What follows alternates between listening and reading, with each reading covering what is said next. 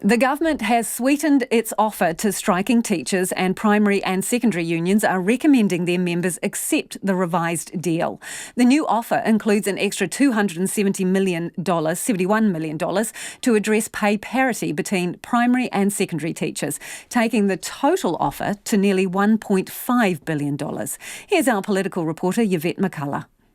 Education Minister Chris Hopkins says he's hopeful the pay dispute, which saw primary and secondary teachers join forces for the country's first mega strike last month, will soon be over.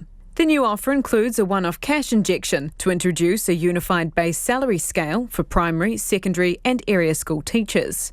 Pay parity wasn't part of the teachers' original claim, and it only became clear it was the final barrier when all parties met last week. I think what it shows is that everybody went into the discussions with a willingness to put all their cards on the table and to reach a settlement. And that's not a position that I was confident we were in before.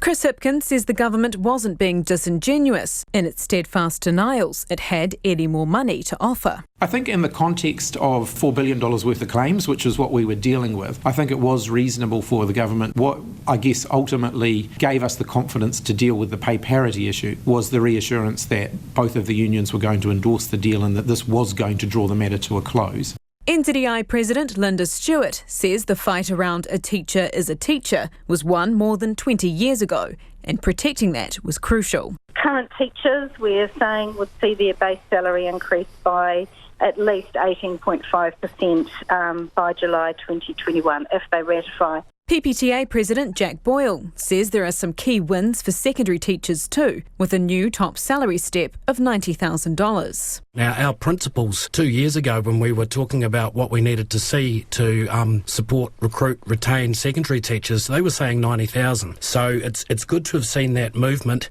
He says more money for teachers who take on extra responsibilities and duties will also make a big difference.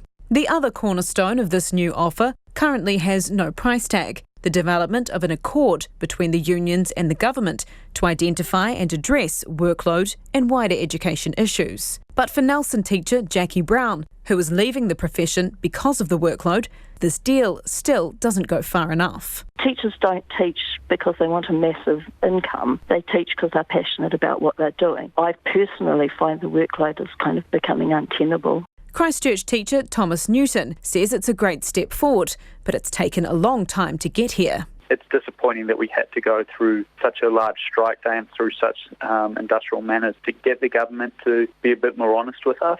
Parents are welcoming the deal and the prospect of strikes being over. We really need to stop all these disruptions, and actually the government should have done this some time ago. Yeah, absolutely. I certainly don't think the money is the sole issue, but yes, a move in the right direction. I think there is too much on a teacher's plate at the moment. However, the unions are stressing that this is in no way a done deal, and it's now up to their members to decide whether or not to accept it. Chris Hopkins says teachers should take it because it's a good deal. And this time, there is absolutely no more money to put on the table. From Parliament for Checkpoint, Yvette McCullough.